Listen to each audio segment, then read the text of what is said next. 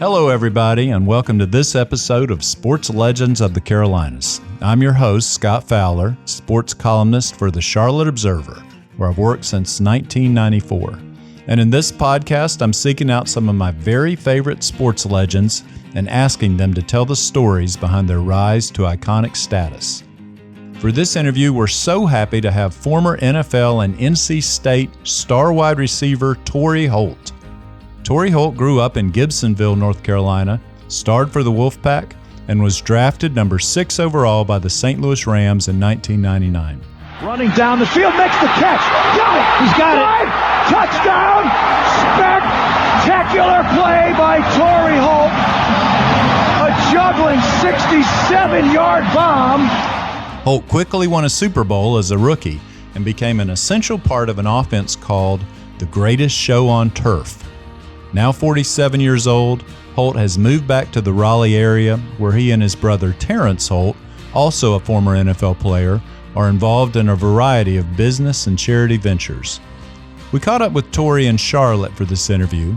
He was on the Charlotte 49ers college campus as part of his role as an NFL Global Flag Football Ambassador for USA Football. And I'll go ahead and warn you, the interview was conducted outside with flag football games going on everywhere. So there is some background noise. My apologies in advance for that, but I think you'll still enjoy this conversation very much. And don't forget, you can also see an edited version of this interview at charlotteobserver.com/sportslegends. Torry Holt, next on Sports Legends of the Carolinas. Torry, welcome to the show. Yes, sir. Thanks for having me, Scott. Appreciate it. It's a real pleasure to have you. You've always been one of my very favorite football players. So smooth. That's changed. Oh, is that right? Still that way. Okay, good. Well, let me start there, though, because some in our audience wouldn't have seen you play live. Yeah. Describe yourself as a player to me. Oh, man. I was, you mentioned it, smooth, determined, competitive, hard worker, and love football.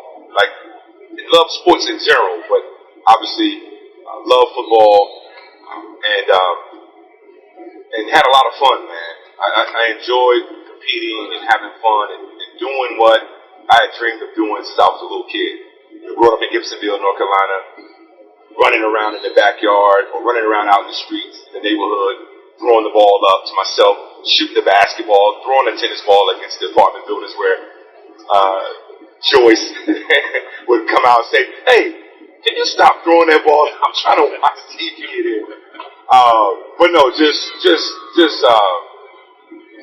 loving the game of football. And then, having so many folks that come before me, like my uncles and aunties who played athletics, guys in the neighborhood that played athletics that I looked up to and wanted to emulate.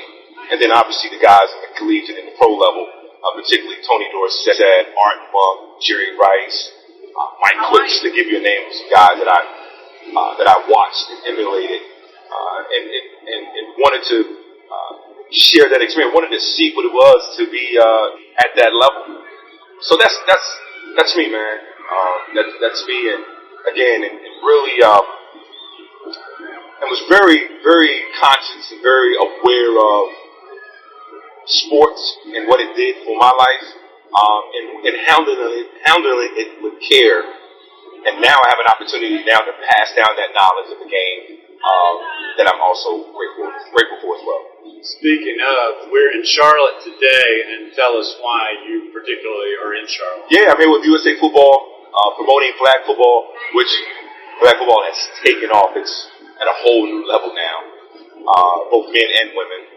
And I get a chance to come here and share my experience of how I played the game, the skills and what it takes to play the game and play it at a high level. And then also to encourage these men and women to keep going. Everybody can't play collegiate. Everyone can't play professional and play at that level, but there is a game for someone, and that's flag football. And what I've enjoyed the most the last 2 days that I've been here is the strategy and the skill is at an all-time high. Again, both men and women. Yeah, it's interesting to watch the women play, for me particularly, to see how far that game was Yes, yeah. And the women, you know, listening to them and watching them play yesterday, they talk as much junk as the men. I mean, they just as confident about this game as the men are, which is good. You know, I think it's a good sign. I have young ladies. I have daughters myself. I've run across young women all the time that are athletic and are expressing themselves through athletics.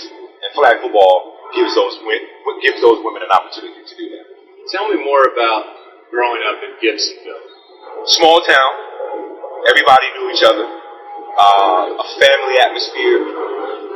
Though everyone wasn't kin to one another, but it felt like that. So if you got out of line, you had permission. The adults had permission to get on your butt. And then they'll go and tell your mom and dad, you know, that they got on you.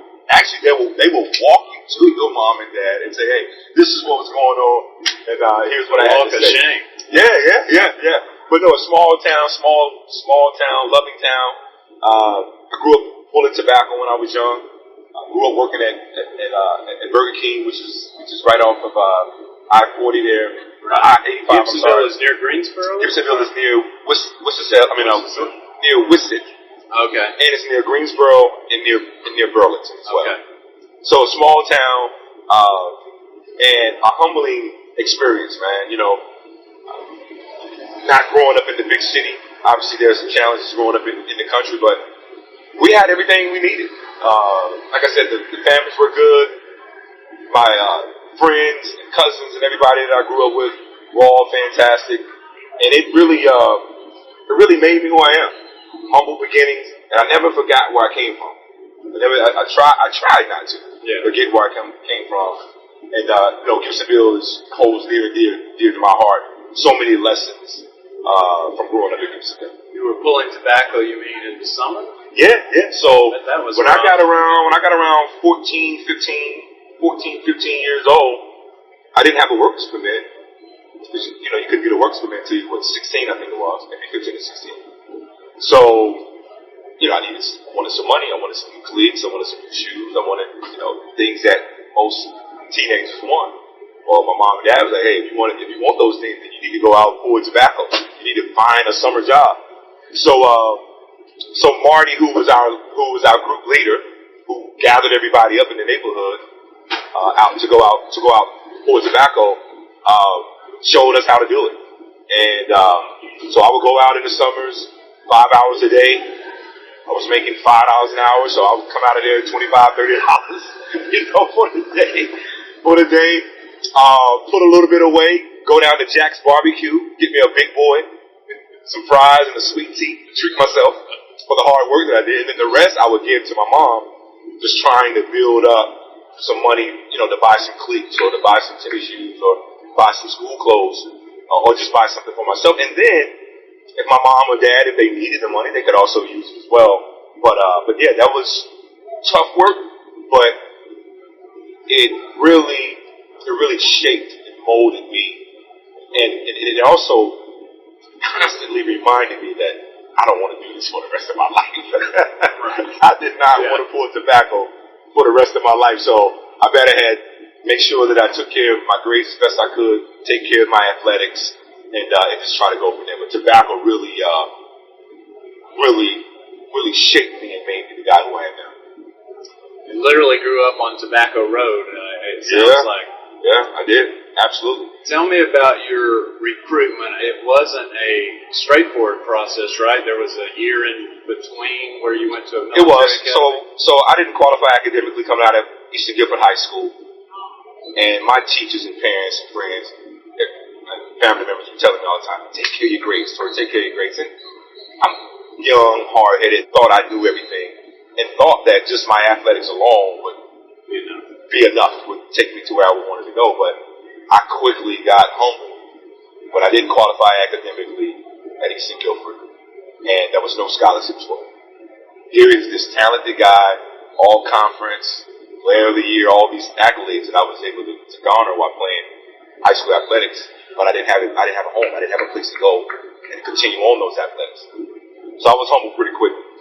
But Hargrave Military Academy came along, myself and my high school coach at the time, David Vaughn, thanks to Coach Vaughn, thanks to Coach Westmoreland and all those folks that helped me to identify Hargrave Military Academy. Went up there for a visit. Everything worked out. They presented some scholarship dollars for me, and my family had to come up with the rest. And went to military academy for a year. Now, my dad is an ex-Marine. My dad, Odell Sharper Jr. So he loved it. The whole, he couldn't get me to Hargrave Military Academy quick enough. Is it in North Carolina? It's in Virginia. Yeah, it's in Virginia. And he was good. You were going to get some military discipline. So I got military discipline, and I needed it because I was a little goofy, silly, carefree. Didn't take a whole lot serious. Went to military academy, got the discipline that I needed, got the structure that I needed. Was able to get my SAT scores up, passed, and NC State. Before I went, came down, signed a letter. They offered me a letter of intent. I signed it and went there. And when I got there, and I was doing well in my grades, prepping for my SATs, had all these other colleges, Syracuse, Carolinas, everyone, Tennessee, everyone out in the country was talking to me, wanted me to come to their school. But I kindly declined. And I told our head coach at the time, Coach Joe Freeland, that I didn't want to take any more. I didn't want to do any visits. I didn't want to accept any letters, that I was going to NC State. The reason why is because NC State stuck with me. The loyalty that they showed, the connection that I had built with Coach Caldwell, and Coach Simmons, who recruited me in high school as well as at Hargrave Military Academy. Checking in on my family at the time. My mother was sick, battling with cancer, so NC State would, check in and see if she was okay, and that meant a lot to me. That showed me that they cared. There was loyalty there. So I stuck with this. I got my SAT scores. First people I called was obviously my parents, my family, and then I called the folks at NC State and said, hey, I'm in and I'm ready to come. And so the rest was history after that. That was Mike O'Kane that was Mike O'Kane. Yeah. So head coach Mike O'Kane was the head coach at the time.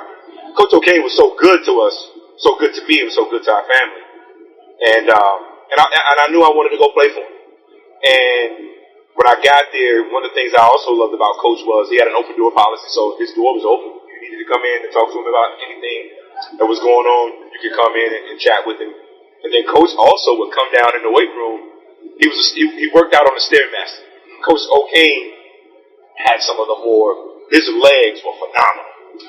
He played football himself, but his legs were, and it all came from the Stairmaster. So I used to watch him. I'm like, okay, if Coach's legs look like that, I want my legs to look like that. I'm going to start doing the Stairmaster. So I started adding the Stairmaster to my routine, but a lot of that came from his influence. But Coach O'Kane was phenomenal. His coaching staff was phenomenal. Really good to me and my family. And I knew I wanted to go there and play. And he was loyal to me. He stuck with me. He encouraged me. He challenged me. He got on me. He reminded me of why I was there and the potential and the opportunity that I had if I continued to grow as a player. And it all worked out. So shouts out to Coach O'Kane. And like I said, Coach Caldwell, Coach Simmons, all those. Coach William Hicks, who was our strength coach. They poured a lot into me, which gave me the confidence to get it back out. You mentioned your mother, and I know she passed. Did she pass away while you were in college? She passed away while I was in college. Yes, my sophomore year, which was tough. That was a tough time. It was right around the holidays, December the 27th, 1996. So I'm just getting my feet wet in school and really trying to establish myself. And then the passing of my mother was tough, traumatic, and I didn't know how to deal with it. Neither of my family, my brother Terrence, my sister Tasha, my pops, Odell, my grandmother, my aunties, uncles. None of us knew how to deal with it at the time. And there was a point in time where I didn't want to go back to school because again, mothers tend to be the center of the family, the bedrock, and my mother was hardworking, loving, encouraging, loved her kids. So when she passed away, a part of me left. So I started questioning if I wanted to go back to school or not, if I wanted to go on and pursue athletics. Because I was a large part of the reason why I was doing it was because of my mom and my dad, and with her not being there, I was like, well, why should I go on? Why should I keep going? But my aunties and my coaches at NC State talked to me and said, hey, look, you coming back to university, fulfilling your dream as a student athlete, playing athletics, that's what your mother wanted. It's probably best if you come back and honor her. And I sat down and I thought about it, cried about it, talked to my family about it, and decided to change my mind and go back to university. And I went back, and boy, when I went back, things changed for me. It really did. I was, initially I was angry, I was upset. I was a little bitter because obviously my teammates, and they would have their family and have their parents and stuff there, and my mom wasn't there, so that bothered me.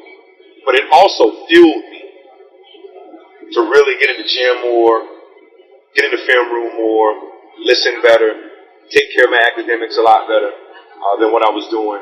And so I took a negative experience and created and made something positive out of it, and allowed that fuel and my mom not being there really propelled me to the next level. Boy, did you ever go to the next level. You were... Throw to Torry, Holt complete. Holt in a foot race with Crutchfield, and Holt is going to win it. Touchdown NC State, 85 yards downfield. We'll be back right after this.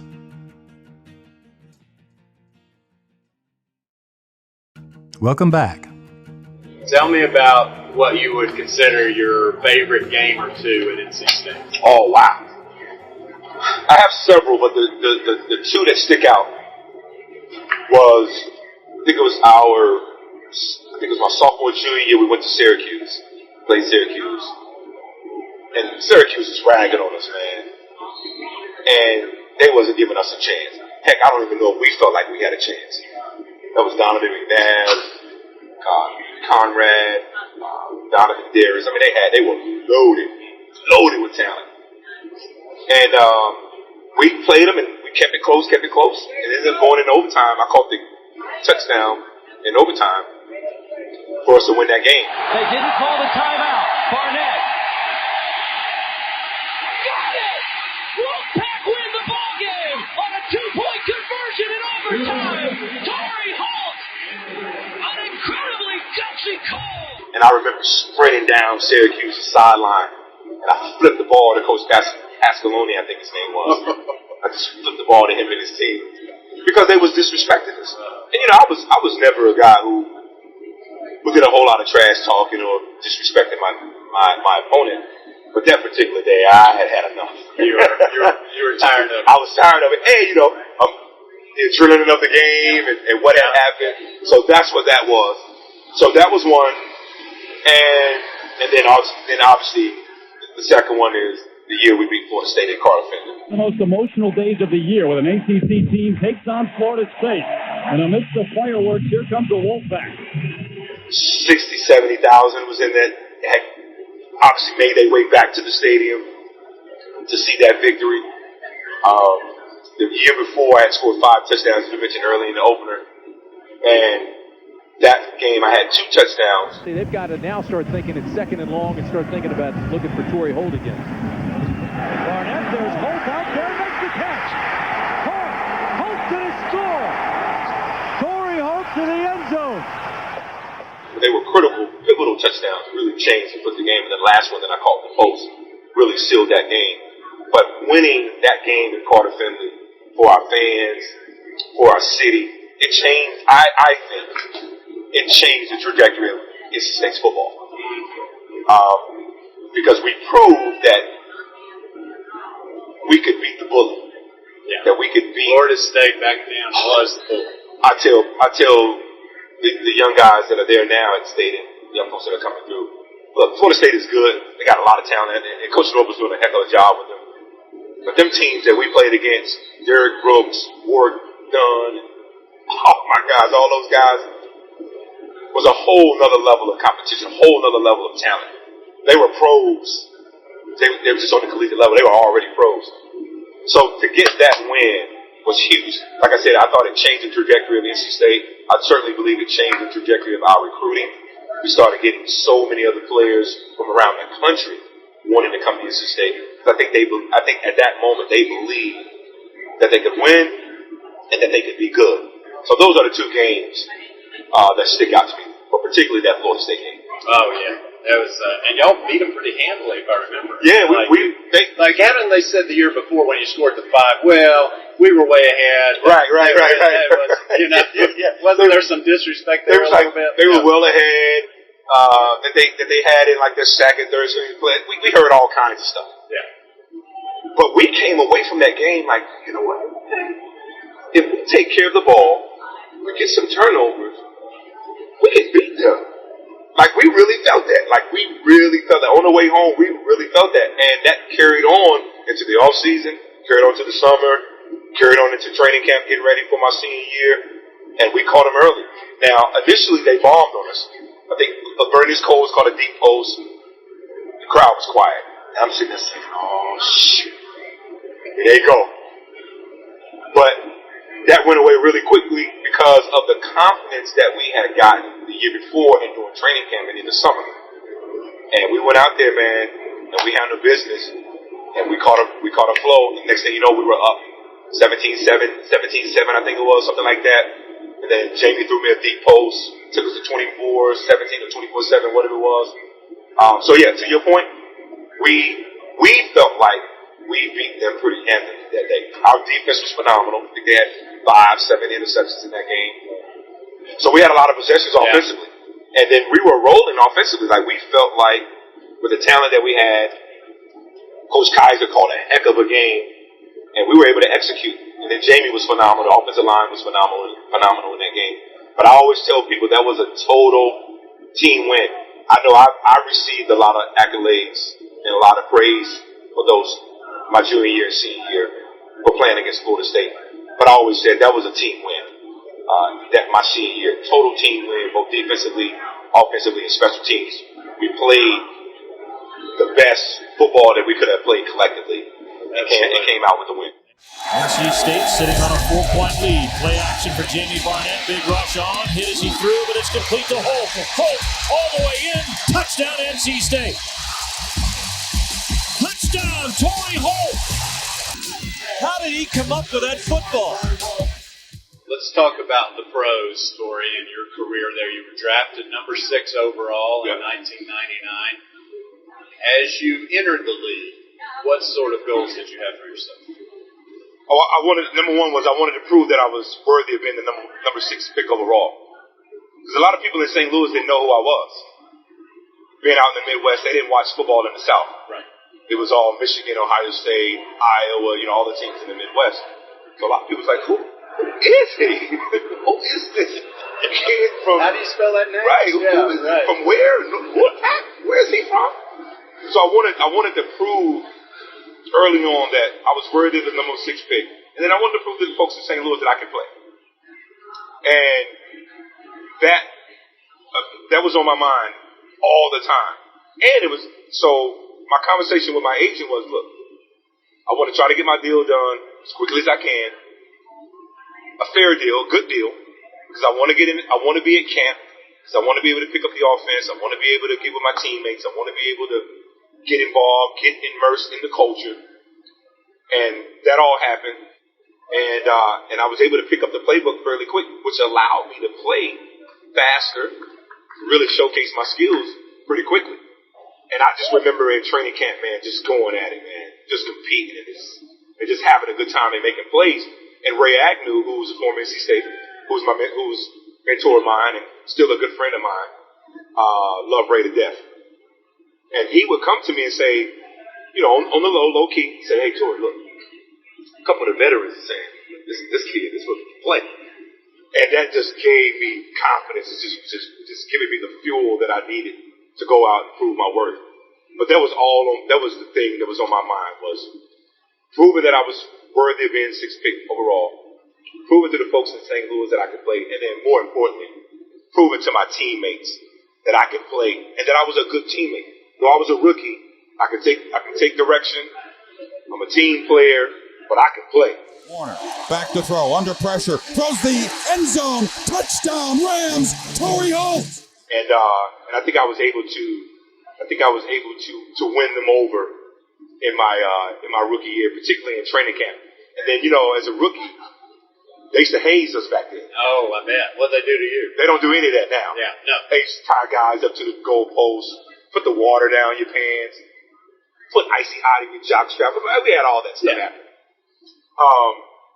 We used to have to sing at lunch, breakfast, lunch. Yeah. So when they would ask me to get up and sing, because I like to sing, no problem. I mean, I'd jump right up and sing. So my song was One for the Money by Horace Brown.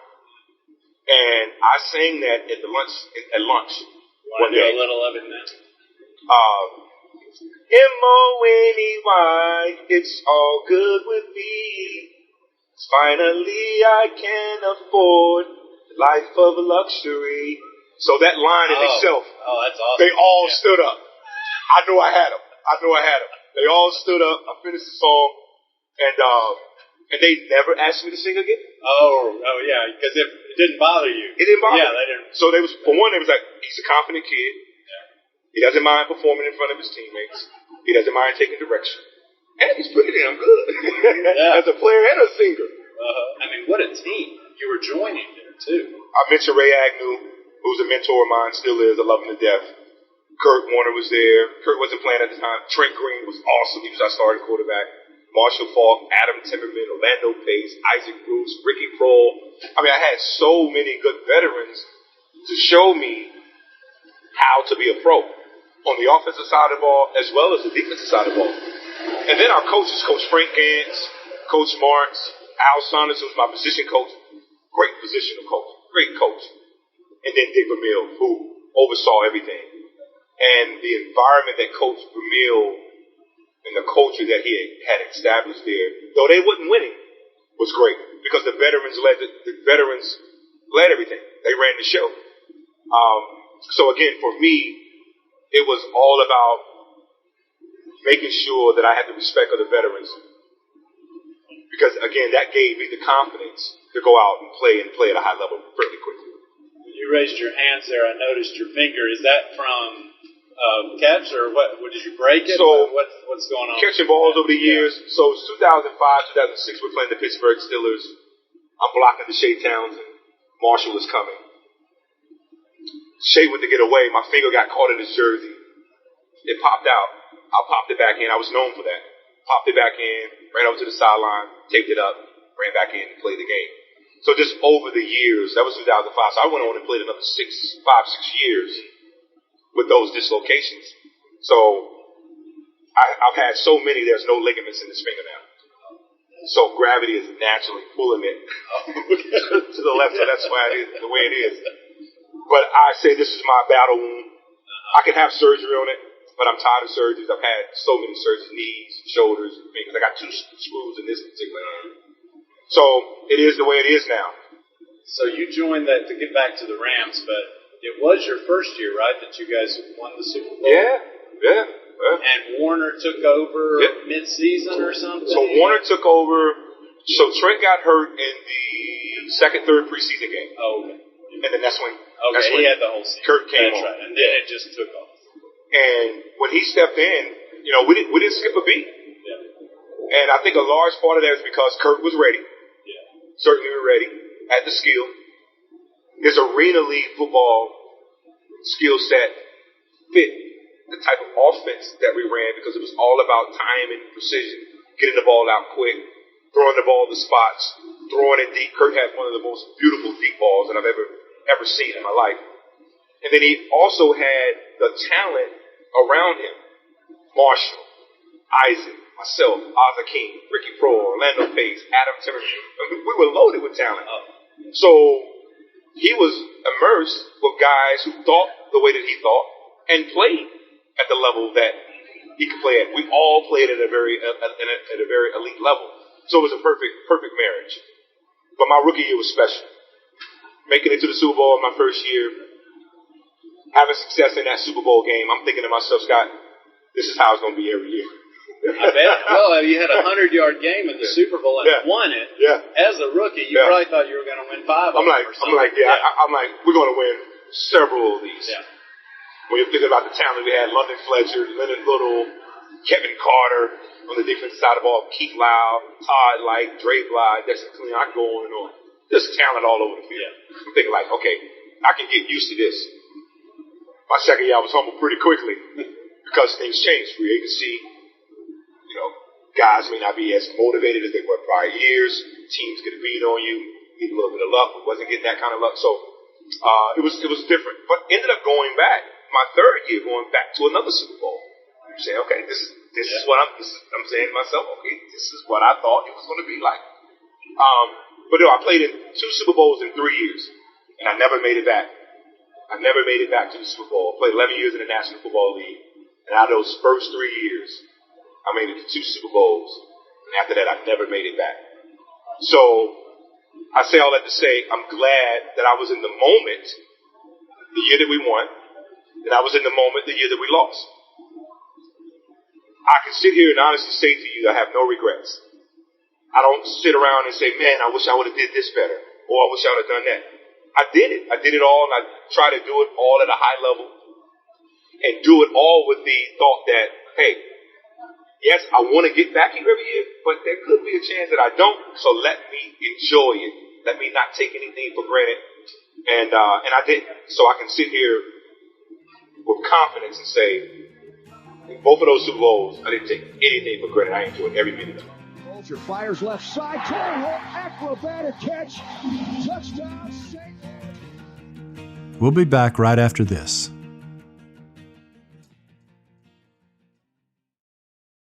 Welcome back. Did you, on a different subject, your brother played in the NFL as well. Yeah. Did you two ever play on the same team at any level? In college, my senior year, he was a freshman, but he redshirted, so he didn't dress out. But one game, I think it was the game against, it was a game against Syracuse. My senior year, Syracuse came down and played us on a Thursday night. Incredible atmosphere in Carter Finley on Thursday nights. I think we got one of the best atmospheres in all of college football on Thursday nights. Incredible atmosphere. So the coach decided to dress a couple freshmen, redshirt freshmen that game. Well, my brother happened to be one that got invited to dress out. Now he was a safety. But that particular game, he dressed out as a wide receiver.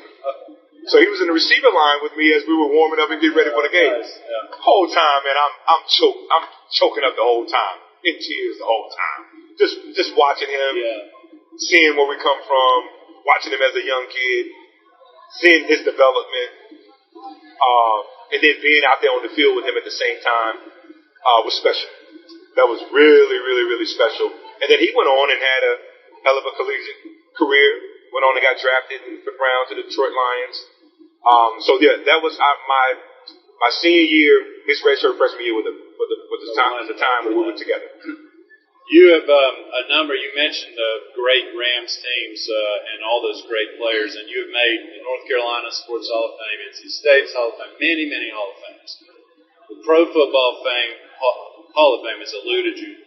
So far, you've been a finalist, extremely close. How much does that bother you? It's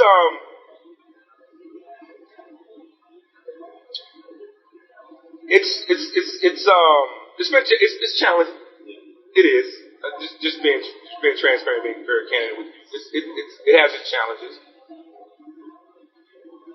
But I'm also thankful to be mentioned as a potential Pro Football Hall of Fame. That's really cool.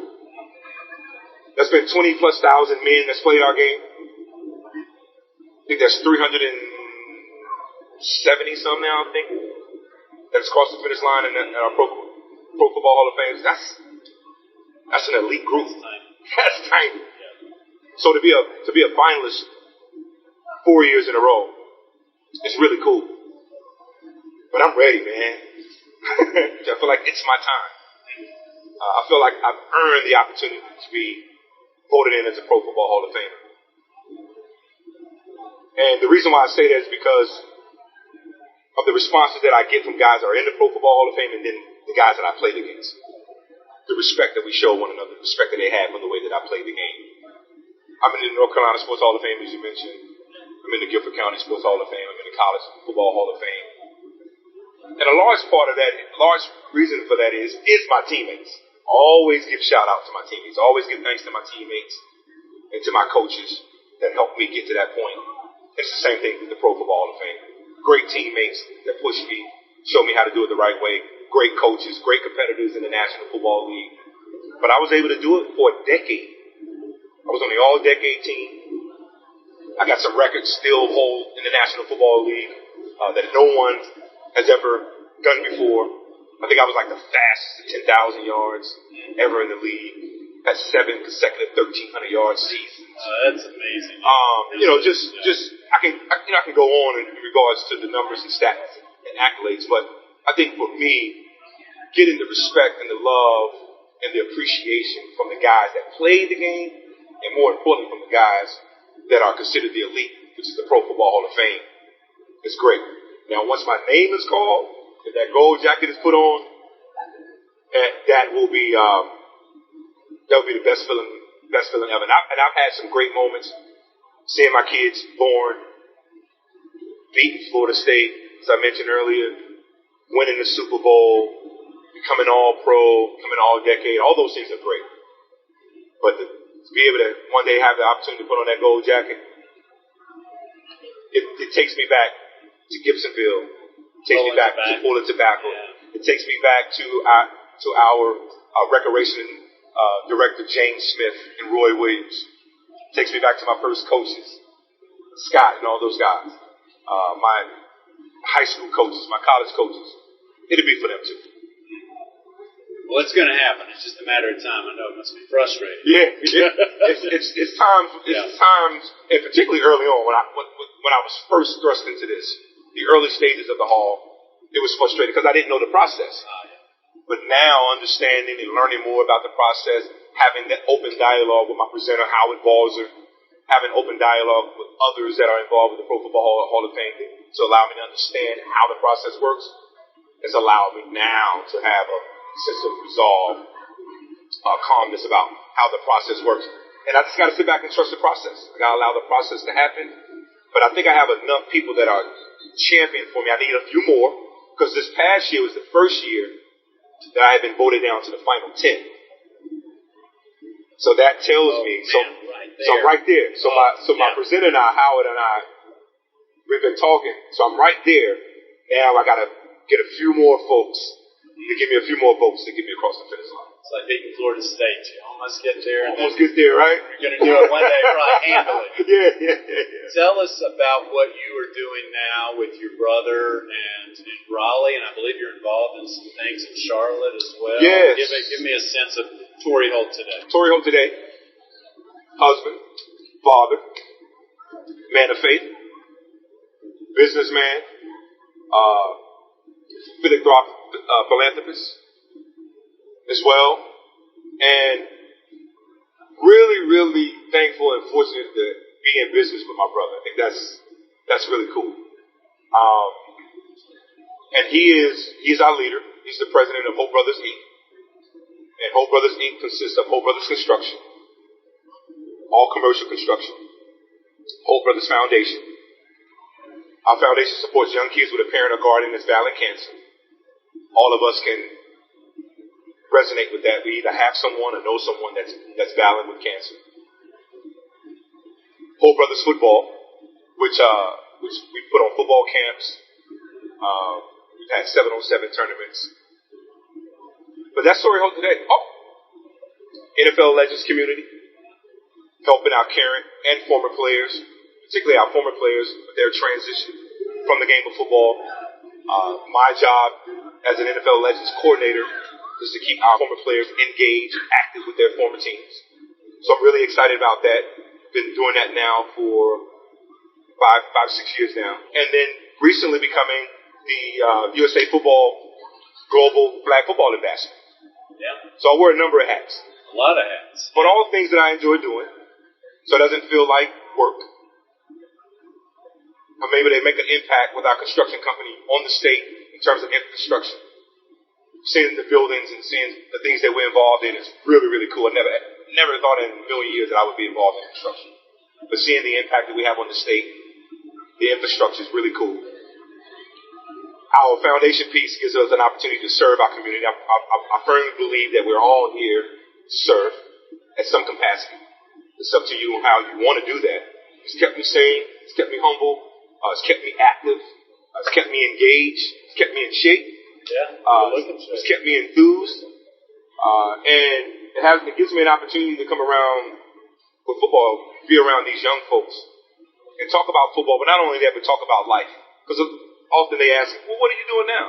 And I'm able to tell them how I transitioned from the game of football into this life of mine now as a father, husband, businessman, philanthropist. Tell me about your children. How old are they?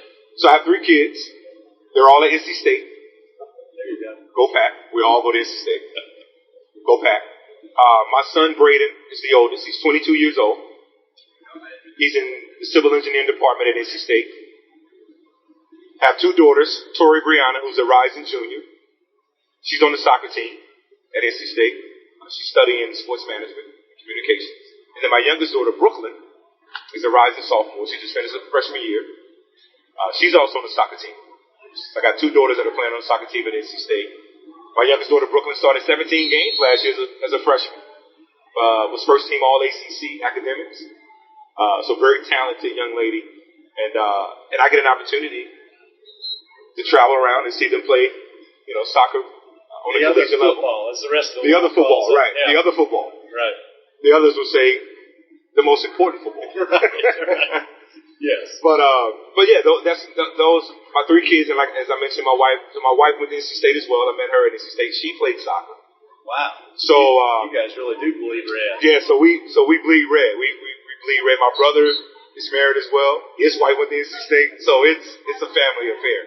But no, thankful to be able to watch them come into their own. As I mentioned, my son is an engineer. Most folks ask me about my son. They say, does he play sports? I'm like, nah, he don't play sports. He was smarter than his dad. He used his brain. But he's an engineer, and as I mentioned, my 2 daughters as well. They're doing their thing with academics as well as athletics. Last thing I ask you, and I ask this of all former NFL players we do for this series, how is your health, and do you have any concussion issues or any other sorts of nagging issues from the game? I'm glad you asked that, Scott. I appreciate you asking that, because one of the things that I ask folks when I talk to them, particularly our former players, current and former players, is how are you doing? And I'm doing okay. I'm thankful. I'm healthy. I'm able to get up and move around.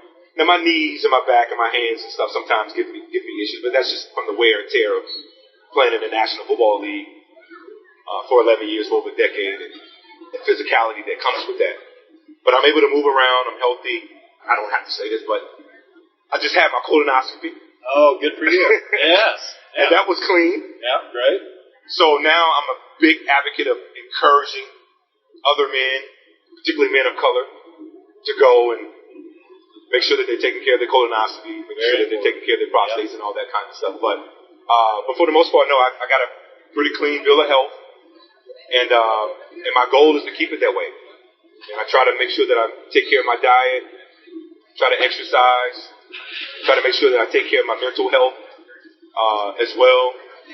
I try to make sure that I pray, and then my communication with my former teammates is critical. Because all our life we've been in the locker room, been involved with teams, had teammates. So I want to make sure that I keep that alive while I'm done playing. So yeah. So for the most part, thanks for asking. I feel pretty good. That's wonderful to hear. I had one more question for you. That this will be a thoughtful one, but you'll have a good answer. Since you know ACC so well and grew up watching, if you were going to construct a Mount Rushmore of ACC sports legends, players, coaches, anything, take yourself out of the mix, obviously, but pick before, and it can be just your personal favorites, but 4 of your favorite ACC sports legends of all time. Dean Smith, Len Bias, Michael Jordan, Ralph Sampson, David Thompson. You have a 5th Mount Rushmore. That's okay. It's your statue, so you can do what you want. You got to keep an NC State guy in there. Got to keep NC State guy. And he can actually go before a couple of those guys. Right. Oh my goodness. But what a the ACC. So you were a big basketball guy. Yeah, it was basketball. Yeah. When I was growing up, Okay. it was Rap Sampson, it was Lynn Bias. I mean, it was James Worthy. I mean, I could have added James Worthy in there. Yes. Oh, Bias was amazing for people who haven't seen Bias. Oh man, Go back Lynn Bias to was YouTube. phenomenal, man. Chris Corciani, Rodney Monroe. I mean, the NC State guys. But no, I grew up watching ACC sports from a young kid, and I knew immediately if I had an opportunity to play collegiate sports, that was the conference that I wanted to go to. I just remember Raycom Sports and the commercials, and the sound, and just Sail with the Pilot. Oh yeah, man! Oh, it was fantastic. I was like, okay, if I'm fortunate enough, that's the conference that I want to go and play. Unfortunately, I was able to do that, and that's why I have so much pride in the ACC, and I tout them the way that I do, and I try to continue to stay around the ACC. Certainly continue to stay around NC State as much as I possibly can. I just think it's a great conference with great coaches, great administration, great leadership. So no, ACC is the best in the land. Well, Torry Holt, this has been a wonderful conversation. Thank you so much. Thank you very much, Scott. I appreciate that very much. That's Torry Holt. I'm Scott Fowler. This is Sports Legends of the Carolinas. Thank you. I know. Thanks so much for listening to Sports Legends of the Carolinas, a production of the Charlotte Observer. This show is produced by Lume Ali Sally, Jeff Seiner, and Cotta Stevens. The sports editor of the Charlotte Observer is Lydia Craver, and the executive editor is Raina Cash. Remember, you'll find much more about this interview and about all of our guests, including Steph Curry, Roy Williams, Dale Earnhardt Jr., and Don Staley, in our Sports Legends book.